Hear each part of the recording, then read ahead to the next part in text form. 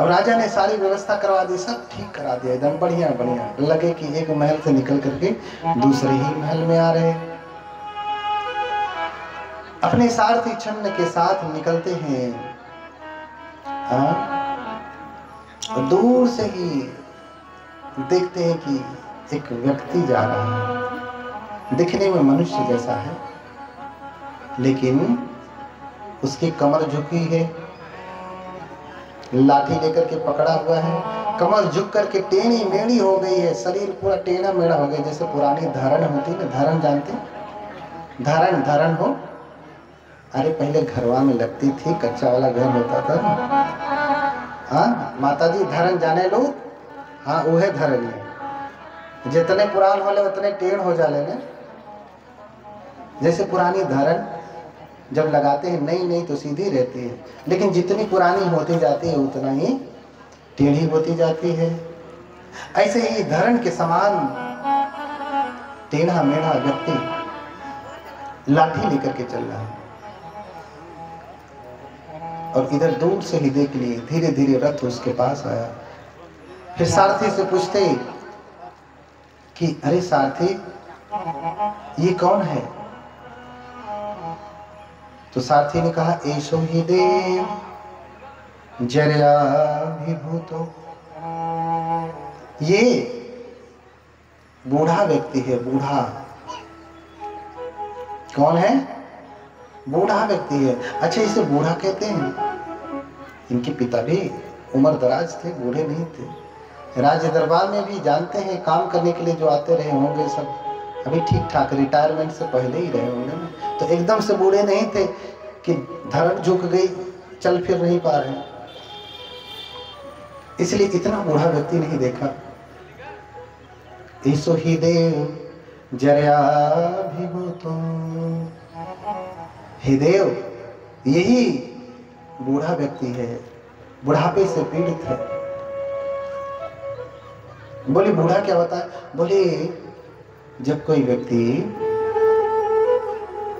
जिसकी इंद्रियां विकल हो जाती हैं, शरीर में झुर्रियां पड़ जाती हैं, हड्डियां कमजोर हो जाती हैं,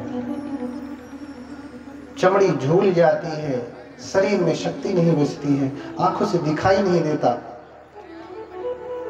हाँ? बाल झड़ जाते हैं, दांत टूट जाता है, ऐसा ही बूढ़ा व्यक्ति होता है। बोले क्या मैं भी बूढ़ा हो जाऊंगा? बोले हाँ राजकुमार आप भी बूढ़े हो जाएंगे। बोले फिर इससे बचने का क्या उपाय? बोले मुझे नहीं पता इससे बचने का कोई उपाय। राजकुमार बहुत दुखी होते कि इतना सुंदर शरीर है, कल मैं भी ऐसे बूढ़ा हो जाऊंगा, लटक जाएगा मेरा शरीर, और इसके लिए कोई उपक्रम नहीं, कोई तैयारी नहीं।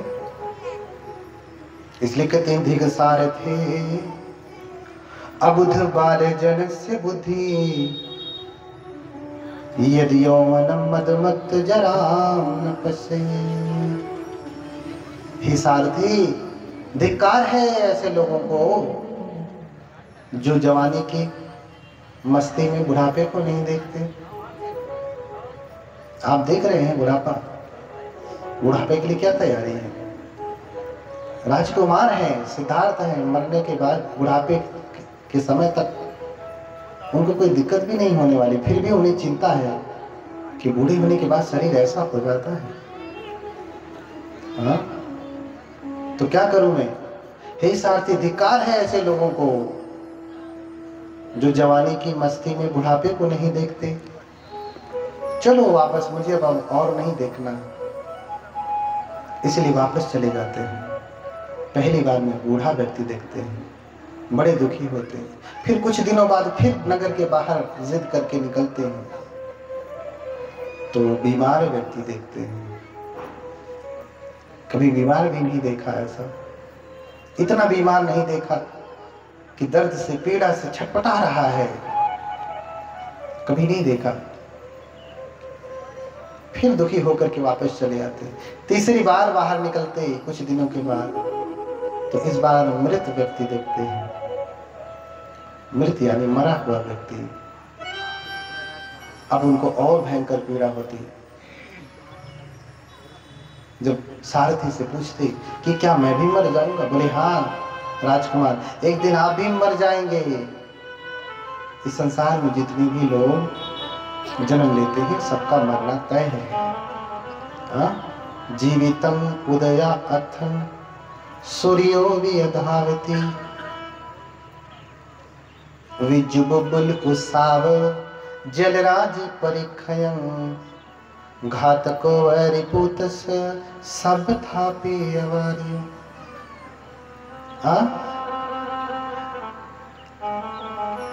जैसे सूरज निकलता है, ईसकं सततं गमनुसकं, सूरज निकलता है तो जब से निकला, अब तो निकल गया, अब निकल गया तो कहाँ किधर की ओर है, अस्त होने की ओर है। अब तो निकल गया ना, अब किधर बढ़ रहा है, डूबने की ओर ही बढ़ रहा है।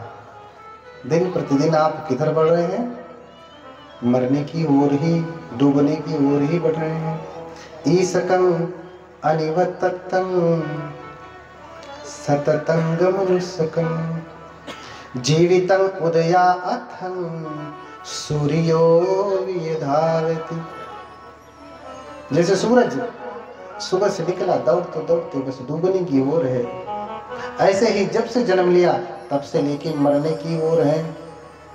फिर भी कोई चिंता नहीं, आप तो अपना घर में रखिए, अलमारी भरने में लगे हैं। ये अलमारी का धन मैंने पहले दिन बताया, यही रहेगा, सब कुछ यही रहता है। अरे ये भी भरिए, लेकिन जो धन आपके साथ जाने वाला है उसके लिए भी तो कुछ तैयारी करिए ना। अरे जाना वही देश जहां रहना, इसलिए समझिए, ऐसा मत समझिए कि मरेंगे नहीं। सुई सत्थाम पुनिधि बुद्धि बुद्धि जिनंचयं घाते सी मरणं क्षिपं का तुमादि सके कथा। क्या कथा बताऊं आपको। अरे सूर्य के समान तेजस्वी व्यक्ति भी मर ही जाता है, बड़े से बड़ा महापुरुष मर ही जाता है, इतना बड़ा चक्रवर्ती सम्राट अशोक वो भी मर ही गए ना। बोधिसत्व बाबा साहब की तस्वीर लगाए, वो भी मर ही गए।